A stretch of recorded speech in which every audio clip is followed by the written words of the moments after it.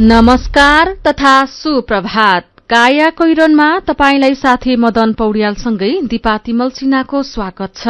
काया कोइरन उज्यालो रेडियो नेटवर्कसँगै उज्यालो अनलाइन र मोबाइल एप्लिकेशनबाट एकसाथ प्रसारण भइरहेको छ। आज 2079 साल जेठ 15 गते आइतबार जेठ कृष्ण पक्षको चतुर्दशी तिथि सन् 2022 मे 29 तारिक। आज गणतन्त्र दिवस।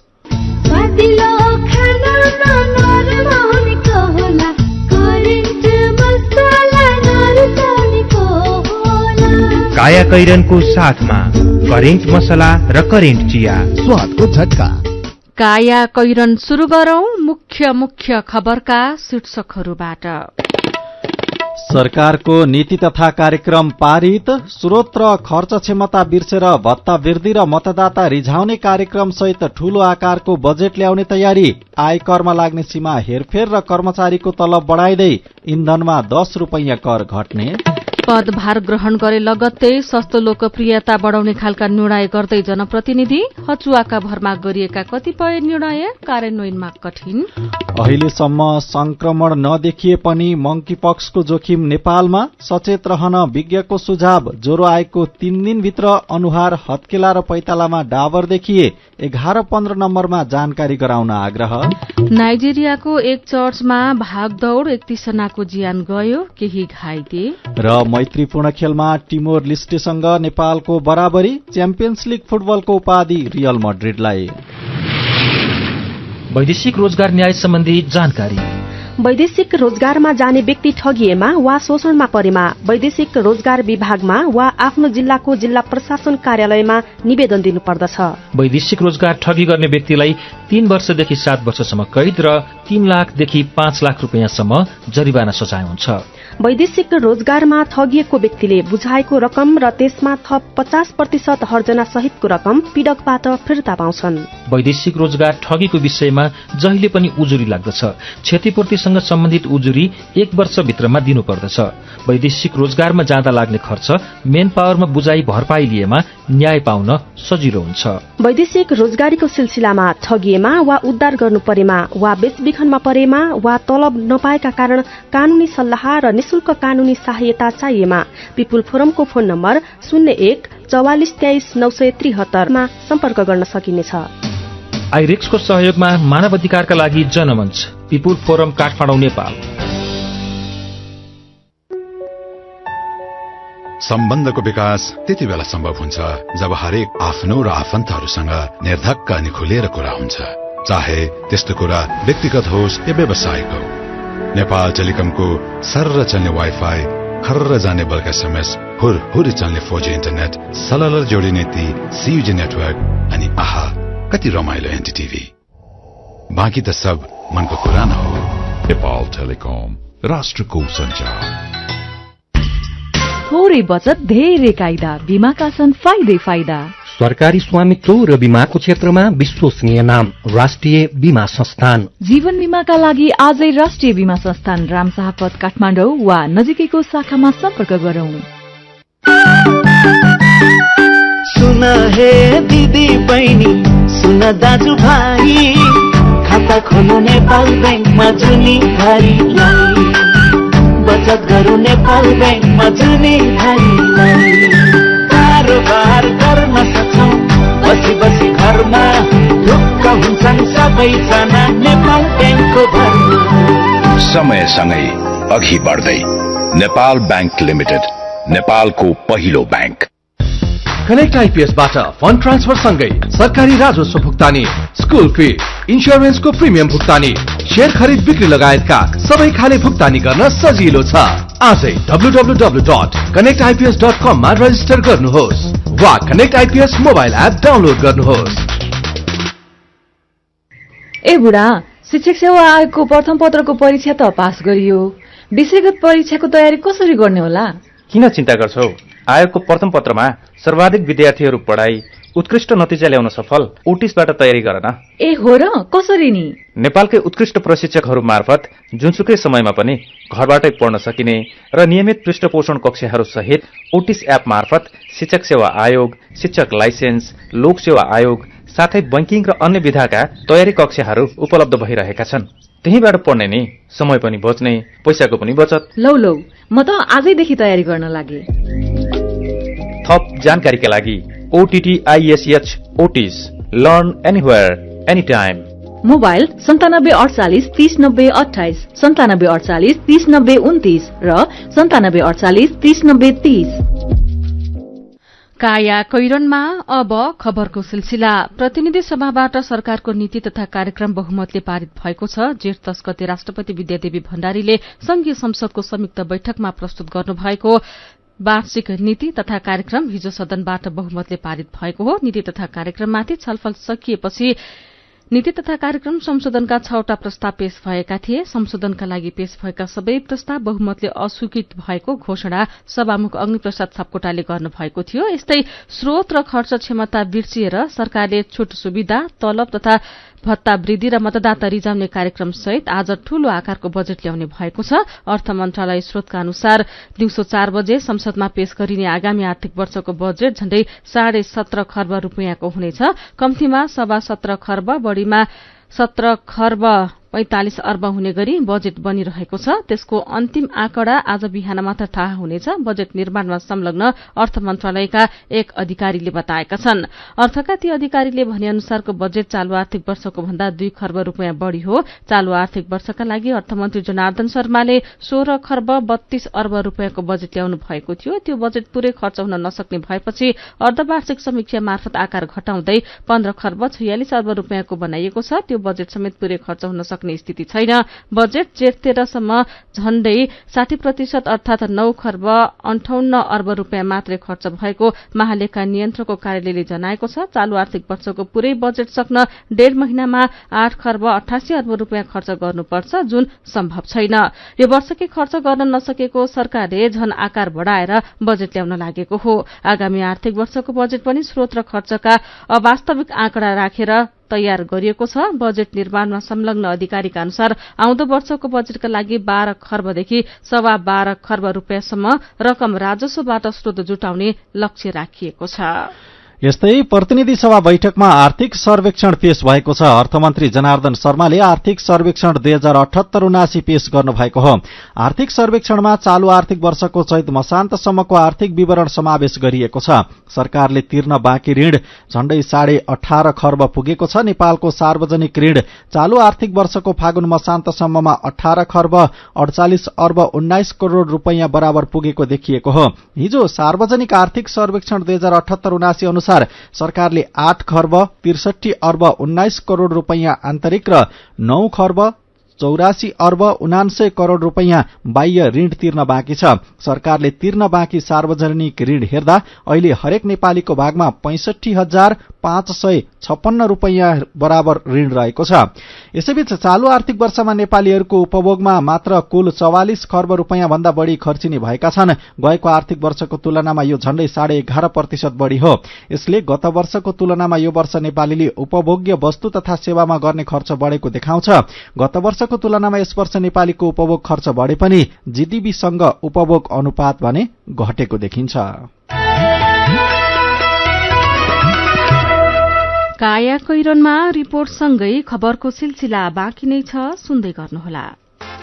ल 1 2 के सामान बेचेको हो 1 2 भन्दैछौ त? सानीमा बैंकमा 1 राखेपछि 2 हुने मुद्दती खाता भनेको क्या? ए सानीमा डबल धमाका मुद्दती खाता पो भनेको हो नि। यो डबल धमाका मुद्दती खातामा 76 महिनामै निक्षेपमा राखेको रकम दोब्बर हुन्छ। अनि 1 2 भएन त? अनि बीचमै पैसा चाहियो भने के गर्ने थाहा छ त? किन थाहा नहुनु, आफूलाई चाहिएको बेलामा निक्षेपको 90% सम्म कर्जा लिन पाइन्छ। साथै निशुल्क क्रेडिट कार्ड पनि लिन सकिन्छ। ओहो, यो त सबैलाई सुनाउनु पर्ने कुरा पो हो त। म पनि विदेशमा कम ब्याज दरमा निक्षेप राख्ने छोरीलाई आजै सानीमा डबल धमाकामा पैसा राखी यो मौका नगुमाउनु भनिहाल्छु ल। अनि दाइ छर छिमेकीहरू चाहिँ यो मौकाबाट छुट्लान् नि? त्यो त म भनिहाल्छु नि। आजै खोलौं कम निष्क्रिय कर्जा भएको सानीमा बैंकमा डबल धमाका मुद्दती खाता। मुद्दतीमा 100% प्रतिफलका साथै बचत खातामा पनि 8.03% सम्मको उच्च ब्याज दर। थप जानकारीका लागि नजिकैको शाखा वा 980119 मा सम्पर्क गर्नुहोला। सानीमा बैंक, सबल अनि विश्वसनीय। हैन हो बदी सधैँ गाउँमा लखर लखर दुलिया देख्छु। यसरी नै चल्छ त तेरो जीवन? के गर्नु त काका, अब काम पाउनै मुस्किल छ, त्यसैले म त विदेशतिर जाम कि भनेर सोचिरहेको छु। के भन्छ यो फेरि? कामका लागि त पहिला सिप सिक्नका लागि काठमाडौँको आइटिभीमा जाने, त्यहाँ सुलभ तथा गुणस्तरीय सिटिभिटीका Chinese, Japanese, Indian continental course, coffee training, 15 दिनमै बेकरी ट्रेनिङ लगायत वेटर वेट्रेसको ट्रेनिङ पनि दिइन्छ। अनि यहाँ सुनबती, त्यहाँ त ट्रेनिङ सकेपछि हुन्छ नि काममा पनि लगाइदिन्छ।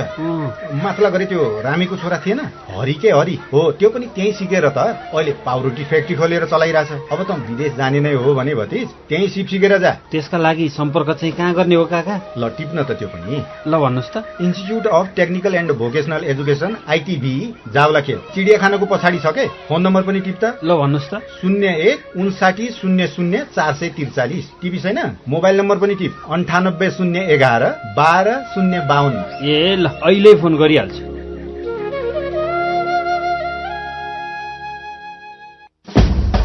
राप्ती इन्जिनियरिङ कलेज घोराही दाङको विद्यार्थी भर्ना सम्बन्धी सूचना। स्थापनाको पहिलो ब्याचमै इन्जिनियरिङ कार्यक्रमतर्फ पोखरा विश्वविद्यालय प्रथम तथा बीसीए तर्फ 5औं ब्याचमा गोल्ड मेडल प्राप्त गर्न सफल लुम्बिनी प्रदेशकै उत्कृष्ट आईएसओ सर्टिफाइड यस कलेजमा बीई सिभिल र बीसीए कार्यक्रममा भर्ना खुलेकाले इच्छुक विद्यार्थीले तुरुन्त सम्पर्क गर्नुहोला। सम्पर्क Rapti engineering college Ghorahi Dang. Phone 082 562 601 98 578 35 990 98 578 31 684। सुरक्षित र समृद्ध होस् जिन्दगीको सेरोफेरो, भोलिको लागि सोच्नु पर्ने कर्तव्य हो तिम्रो मेरो।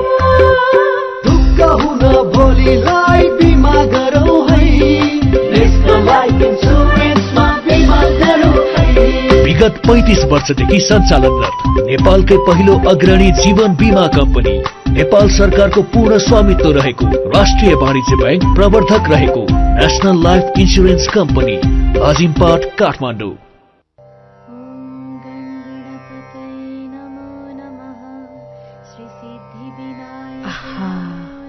कस्तो मिठो सुगन्ध। आज कुन अगरबत्तीले पूजा गर्यो बुहारी? यो मंगलदीप अगरबत्ती हो आमा। यो अगरबत्तीले पूजा गर्दा मनै आनन्दित हुन्छ। यसमा धेरै काटी पनि छ र यसको सुगन्धले हाम्रो घरलाई मन्दिर जस्तै पवित्र बनाउँछ। गुणस्तरीय उत्पादन र शुद्धताको प्रतीक मंगलदीप अगरबत्ती, सूर्य नेपालद्वारा वितरित एक उत्कृष्ट उत्पादन। सानो सानो लगानीले दिन्छ भोलि ठुलो प्रतिफल। सुरुवात आजैबाट गरे भविष्य बन्छ सबल।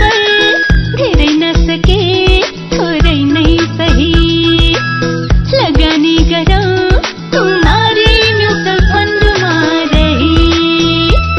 हिमालदेखि तराईसम्म सबैलाई छुने, बालकदेखि वृद्धासम्म सबैलाई हुने। बिक्री खुला हुने यही जेठ 12 गतेदेखि रु 10 अंकित मूल्यको न्यूनतम 100 इकाई र अधिकतम 1,20,00,000 इकाईसम्म मेरो शेयर वा सी आसबा सदस्य बैंक तथा वित्तीय संस्थाहरू मार्फत आवेदन दिन सकिनेछ। कुमारी बैंकद्वारा प्रवर्तित तथा कुमारी क्यापिटलद्वारा व्यवस्थापन गरिने कुमारी धनवृद्धि योजनामा लगानी गरी ढुक्क रहनुहोस्। कुमारी धनवृद्धि योजनामा लगानी, दिगो प्रतिफल, योजना अवधिभरि। धनवृद्धिमा गर्ने लगानी जोखिम मुक्त नहुने हुँदा लगानी गर्नु पूर्व विवरण पत्र राम्रोसँग अन्तिम गर्नुहोला। उज्यालो रेडियो नेटवर्कसँगै उज्यालो अनलाइन र मोबाइल एप्लिकेशनमा प्रसारण भइरहेको काया कोइरनमा तपाईंलाई फेरि स्वागत छ। यतिन्जेल हामीले सरकारको नीति तथा कार्यक्रम बहुमतले पारित स्रोत र खर्च क्षमता बिर्सिएर भत्ता वृद्धि र मतदाता रिजाउने कार्यक्रम सहित ठूलो आकारको बजेट ल्याउने सरकारको तयारी, सरकारको ऋण 18 खर्ब 48 अर्ब नाग्यो लगायतका खबर प्रस्तुत गर्यौं। अब बाँकी खबर। पालिकामा पदभार ग्रहण गरे लगत्तै नवनिर्वाचित जनप्रतिनिधिले सस्तो लोकप्रियता बढ़ाउने खालका निर्णय गर्न थालेका छन्। तीमध्ये कतिपय कार्यान्वयनमा कठिन हुने देखिन्छ। दाङको बंगलाचुली गाउँपालिकामा माओवादीबाट अध्यक्षमा निर्वाचित तुलसीराम पुनले पदभार ग्रहण गरे लगत्तै एक घर एक धारा बनाइदिने पहिलो घोषणा गर्नुभयो। भौगोलिक रूपमा विकट बंगलाचुलीमा पानीका पर्याप्त स्रोत छैनन्, कसरी हरेक घरमा धारा पुर्याउन सकिन्छ भन्ने प्राविधिक अध्ययन नगरी यो घोषणा गरिएको हो। त्यस्तै राप्ती गाउँपालिकामा माओवादीबाट अध्यक्षमा निर्वाचित प्रकाश विष्टले माविसम्म निशुल्क शिक्षाको घोषणा गर्नुभएको छ। एमालेबाट घोराई उपमहानगरपालिकाका प्रमुखमा दोस्रो पटक निर्वाचित नरूलाल चौधरीले सामुदायिक विद्यालयमा सुरक्षित खानेपानी व्यवस्थापन र व्यवस्थित शौचालय निर्माणको निर्णय गर्नुभएको छ। पालिका मात्रै होइन, वडा तहमा समेत नयाँ निर्णयहरू हुन थालेका छन्। घोराई 5 का वडा अध्यक्षले स्थानीय स्वास्थ्य चौकीमा गर्भचाँच पूरा गरी जन्मिएका छोरीलाई 5,000 रुपैयाँ प्रोत्साहन भत्ता दिने निर्णय गर्नुभएको छ। अर्घाखाँचीका 6 पालिकाका जनप्रतिनिधिले पदभार ग्रहण गर्ने लगत्तै महत्वाकांक्षी कार्यक्रम घोषणा गरेका छन्। सन्धिखर्क नगरपालिकाका प्रमुख कृष्ण प्रसाद श्रेष्ठले पदभार ग्रहण गर्दै सदरमुकामको पाडिनी बहुमुखी क्याम्पसमा स्नातक तहमा अध्ययनरत पिछडिएका विपन्न वर्गका 40 जना विद्यार्थीको मासिक शुल्क तिरिदिने घोषणा गर्नुभएको छ। पाल्पाको माथागढ़ी गाउँपालिकाका अध्यक्ष एम चिदीले अभिभावकविहीन बालबालिकाको शिक्षाको सम्पूर्ण जिम्मेवारी लिने घोषणा गर्दै कार्यपालिकाको पहिलो बैठकले कार्यविधि बनाएर अघि बढ्ने निर्णय गर्नुभएको छ। यस्तै तेह्रथुमको फेदाब गाउँपालिकाका अध्यक्ष केशव प्रसाद भेटुवालले 70 वर्षमाथिका ज्येष्ठ नागरिकलाई वार्षिक एकमुष्ट 4,000 रुपैयाँ उपचार खर्च उपलब्ध गराउने निर्णय गर्नुभएको छ। बर्दियाको बाँसगढ़ी नगरपालिकाले सुशासन अन्तर्गत भ्रष्टाचार मुक्त नगर बनाउने निर्णय गरेको छ। पोखरा महानगरपालिकाका नवनिर्वाचित मेयर धनराज आचार्य र उपमेयर मन्जु गुरुङले फूलमा आत्मनिर्भर बनाएर फूलै फूलको शहरका रूपमा स्थापित गर्ने बताउनु भएको छ। पोखरालाई पर्यटकीय राजधानी घोषणा गर्ने निर्णय गर्न नेपाल सरकारलाई अनुरोध गर्ने पहिलो निर्णय भएको छ। सर्लाही र रौतहटमा विकास र सुशासनका आश्वासन दिएर स्थानीय तहमा निर्वाचित भएका अधिकांश जनप्रतिनिधि शपथ ग्रहण अघिबाटै फजुल र अनावश्यक क्षेत्रमा बजेट खर्चिन थालेका छन्। नगर र गाउँपालिकाका धेरैजसो प्रमुख उपप्रमुखले पदभार ग्रहण अघि नै आफ्नो कार्यकक्षको सजावट फेर्न लगाएका छन्। नयाँ जनप्रतिनिधिका थरीथरी निर्णय शीर्षकको यो खबर आजको कान्तिपुर दैनिकले छापेको छ।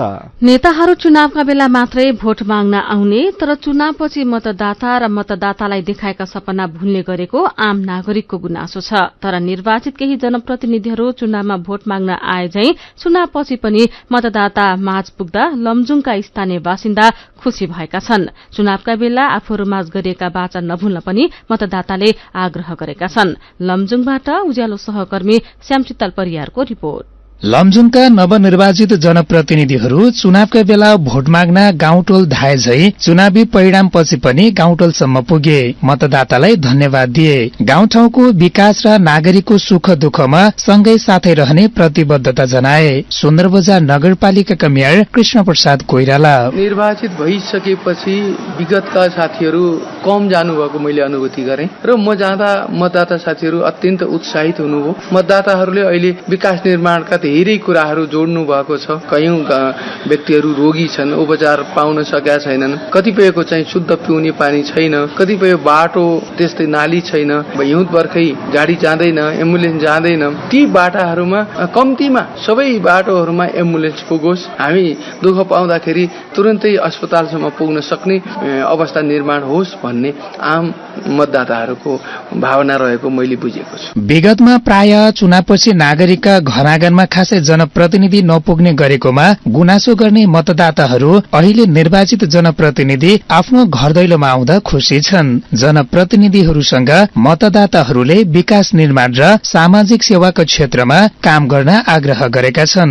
लमजुङ श्रीमन्जङका धीरज गुरुङ र लमजुङ कुसुण्डेकी अम्बिका सापकोटा अहिलेको चुनावमा हामीले सबैलाई भोट दिएर जितायो, राम्रो काम होस्, बाटो राम्रो बनोस्, अब चाहिँ विकास राम्रो गरोस्, भ्रष्टाचार चाहिँ एकदम कसैले नगरोस्। हामीले जिताएका जनप्रतिनिधिहरूले के ध्यान दिनु पर्यो भने गाउँघरमा बाटोहरू बिग्रेको छन् त्यतातिर पनि ध्यान दिनु पर्यो र शिक्षा क्षेत्रमा पनि ध्यान दियोस् भन्न म चाहन्छु। गाउँघरमा पानीहरूको कतिपय ठाउँहरूमा दुःख भइरहेको छ, सबै घर घरमा पानीको सुविधा पुगोस्। नवनिर्वाचित जनप्रतिनिधिहरूले शपथ ग्रहणसँगै पदभार समेत ग्रहण गरिसकेका छन्। उनीहरूले गाउँठाउँको विकास र जनहितमा काम गर्ने प्रतिबद्धता जनाएका छन्। बेसी शहर नगरपालिकाका मेयर गुमान सिंह अर्याल र राइनास नगरपालिकाका मेयर खड्का बहादुर गुरुङ स्थानीय सरकारले आफ्नो क्षेत्रभित्र सेवामूलक काम गर्छ, विकास निर्माणकै काम पनि गर्छ। त्यो बाहेक खास गरी यसो प्रधान भूमिका भनेको सेवामूलकै क्षेत्रमा चाहिँ रहन्छ।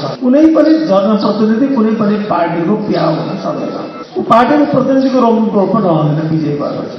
संविधानले उसलाई साझा बनाएको छ, कानुनले उसलाई साझा बनाएको छ र उसले साझा भूमिका निर्वाह गर्न पर्यो। नगरवासीको साझा व्यक्ति बनेको छु। म हर बखत यहाँहरूको दुःख सुखमा विकासको क्रममा पक्कै पनि म सबैको सरसल्लाहमा क्रमगत रूपमा म यहाँहरूको समक्ष काम गर्ने प्रतिबद्धता म गर्न चाहन्छु। कृषि, पशुपालन, पर्यटन लगायत क्षेत्रको विकास गरी युवाहरूलाई घर गाउँमै स्वरोजगार बनाउने काममा पनि ध्यान दिन जनप्रतिनिधिलाई मतदाताको सुझाव छ। काया कैरनमा कार्टुनसँगै खबरको सिलसिला बाँकी नै छ, सुन्दै गर्नुहोला। एचआईभीका बारेमा खुलेर कुरा गरौं। सँगै बस्दा, खाँदा, पढ्दा र सँगै खेल्दा कुनै कीरा वा लामखुट्टेले टोक्दा एचआईभी सर्दैन। हात मिलाउँदा, अङ्कमाल गर्दा तथा चुम्बन गर्दा, एउटै चर्पी प्रयोग गर्दा र अरूको लुगा लगाउँदा एचआईभी सर्दैन। समयमै उपचार गरेमा एचआईभी संक्रमित पनि स्वस्थ व्यक्ति सरह बाँच्न सक्छन्। त्यसैले नियमित औषधिको सेवन गरौं र स्वस्थ जीवन बाँचौं। एचआईभी को औषधि एआरभी हरेक सरकारी अस्पतालमा निशुल्क पाइन्छ। एचआईभी संक्रमितहरू अरू भन्दा भिन्न होइनन् भन्ने कुरा बुझौं र समान व्यवहार गरौं। एचआईभी संक्रमितहरूमाथि हुने भेदभावको अन्त्य गरौं। Nepal youth foundation, 12+ Lumbini plus र मकवानपुर महिला समूह। सबै बचत खाता हेल्दी, सबै बचत खाता हेल्दी, सबै बचत खाता हेल्दी। सनराइज ब्याङ्कको उपचारमा 7 औषधिदेखि ओपीडी सम्मको सनराइज ब्याङ्कको सबै बचतकर्ताहरूले स्वास्थ्य योजना अन्तर्गत रु 1 लाखसम्मको स्वास्थ्य बिमा र रु 5 लाखसम्मको दुर्घटना बिमा प्राप्त गर्न सक्नुहुनेछ।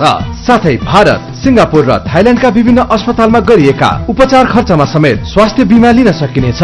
सनराइज ब्याङ्क, हामी सँगसँगै।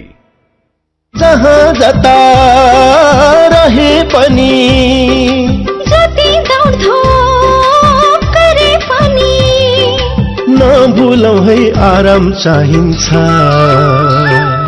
त्यसका लागि क्लासिक म्याट्रिस छ, त्यसका लागि क्लासिक म्याट्रिस छ। हो, बिहानदेखि साँझसम्मको काम र थकानबाट हामीलाई विश्राम पनि चाहिन्छ। आरामदायी निन्द्रा र ताजा बिहानीका लागि क्लासिक म्याट्रिस, क्लासिक इन्डस्ट्रिज प्राली।